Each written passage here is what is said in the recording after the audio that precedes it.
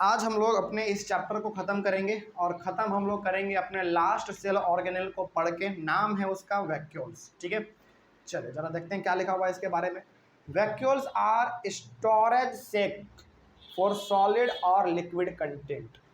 मतलब यहाँ पे ये हो गया कि हमारे सेल के अंदर जो भी सॉलिड या फिर लिक्विड कंटेंट है, मतलब यहाँ पे सॉलिड और लिक्विड कंटेंट का मतलब क्या है। सॉलिड और लिक्विड कंटेंट का मतलब यहाँ पे ये है कि जो भी सेल के अंदर चाहे सॉलिड हो चाहे लिक्विड हो, उसको कंटेन करने का काम हमारा वैक्यूल करता है। ठीक है, आगे देखो फिर वैक्यूल। अच्छा, इसमें फिर सॉलिड और लिक्विड में क्या क्या हो सकता है, जरा बताइए तो।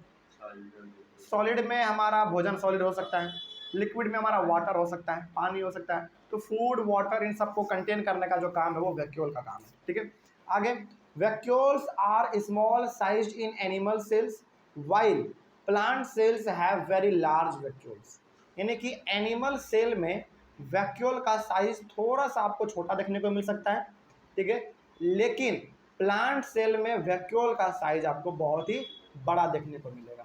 किसमें? प्लांट सेल में। ठीक है, इसको आप अपने डायग्राम में भी देख सकते हैं, अपने एनसीईआरटी बुक में देखिए, उसमें वैक्यूल का कितना अच्छा खासा मतलब दिया हुआ गया होगा, है ना, दिया हुआ है। देखिए कहाँ पे, हाँ जरा देखिए कितना बड़ा है एकदम, है ना। तो प्लांट सेल में वैक्यूल का साइज बहुत बड़ा होता है, लेकिन एनिमल सेल में वैक्यूल का साइज थोड़ा सा छोटा होता है। ठीक है, आगे the vacuole of small plant cells में occupy 50% to 90% of the cell volume. यानी कि हम लोग एक छोटे से प्लांट सेल का बात करें हम लोग, यानी कि the vacuole of some plant cells में occupy 50% to 90% of the cell volume. यानी कि प्लांट, अच्छा यहाँ से आपको मालूम तो चल गया कि प्लांट सेल में जो वैक्यूल का साइज होता है वो थोड़ा सा बड़ा होता है। तो प्लांट सेल में वैक्यूल 50% से लेकर 90% जगह तक वो छेक सकता है पूरे सेल का। सोचो तो यार, ये सबसे बड़ा पार्ट होता है हमारा। ठीक है, आगे in plant cells vacuoles are full of cell sap and provide turgidity and rigidity to the cell। यहाँ पे पूरी तरीके से हमारा एक तरीके से आप कह सकते हैं कि जो हमारा वैक्यूल है खास करके प्लांट में, वो तरीके से प्रोवाइड करता है टर्जिडिटी और रिजिडिटी को, मतलब कि तरीके से ठोसपन उसको प्रोवाइड करता है, स्ट्रेंथ प्रोवाइड करता है।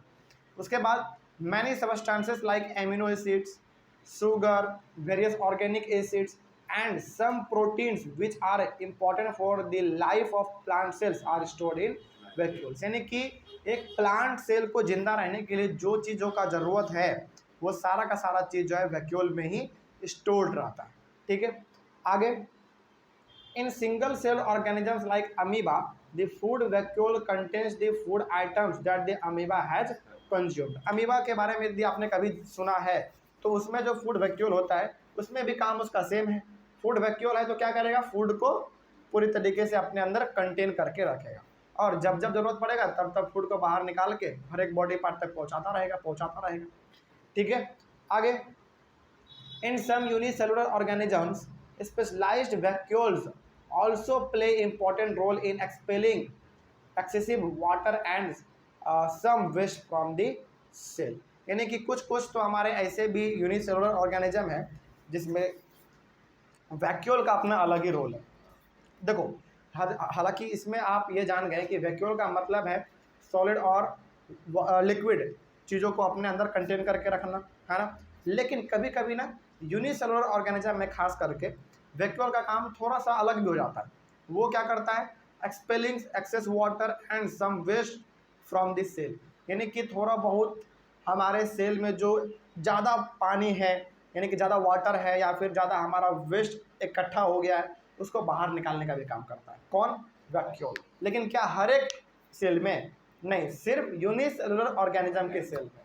ठीक है, लेकिन मल्टी सेलुलर में तो इसका काम केवल और केवल भोजन को या फिर लिक्विड को इकट्ठा करने का। लेकिन यूनिसेलुलर में इसका काम थोड़ा सा कभी कभी डिफरेंट भी हो जाता है, जिसके वजह से ये कभी कभी काम ये करने लगता है कि जितना भी एक्सेसिव वाटर है सेल में उसको बाहर कर देगा।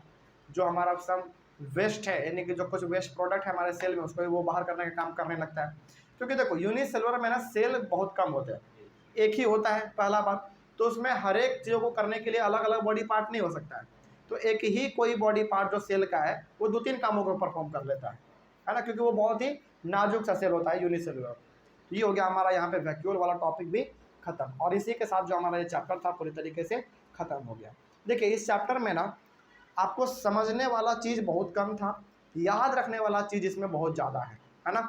तो आई होप आपको ये चैप्टर समझ में आ गया होगा, और इसमें जो अब जो काम शुरू होता है वो आपका काम शुरू होता है, क्योंकि इसमें से बहुत सारे मल्टीपल चॉइस क्वेश्चन बन सकते हैं, है ना। MCQ इसमें से बहुत सारे बन सकते हैं, क्योंकि बहुत सारे इंपॉर्टेंट पॉइंट को आपने यहाँ पे पढ़ा है, ठीक है। चलिए, तो इसी के साथ वैक्यूल के साथ हमारा ये चैप्टर और ये टॉपिक भी पूरी तरीके से खत्म होता है। कहीं पे कोई समस्या किसी को?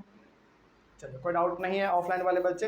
तो ऑनलाइन वाले बच्चे, आप लोगों को कहीं पर कोई डाउट रहा होगा तो आप एक बार कमेंट कर दीजिएगा, और जहाँ तक बात है इसके नोट्स का, तो आप इसका नोट्स वीडियो को पॉज करके या फिर आप इसका स्क्रीनशॉट लेकर बार बार अपने नोटबुक में लिखते रहिएगा, क्योंकि एग्जाम के टाइम में आपको बहुत फ़ायदा पहुंचाएगा, ठीक है। और इसमें जो भी सारा नोट्स है वो सबका सब आपका NCERT से लिया गया है। और हाँ, जैसा कि हमने कहा था कि इसमें कुछ पॉइंट जैसा कि हमको लगा कि बाहर से ऐड करना चाहिए ताकि नोट्स हमारा सिस्टमेटिक वे में बने, तो हमने उसमें ऐड भी किया है, ठीक है। चलिए, तो ये सब चैप्टर हमारा खत्म होता है।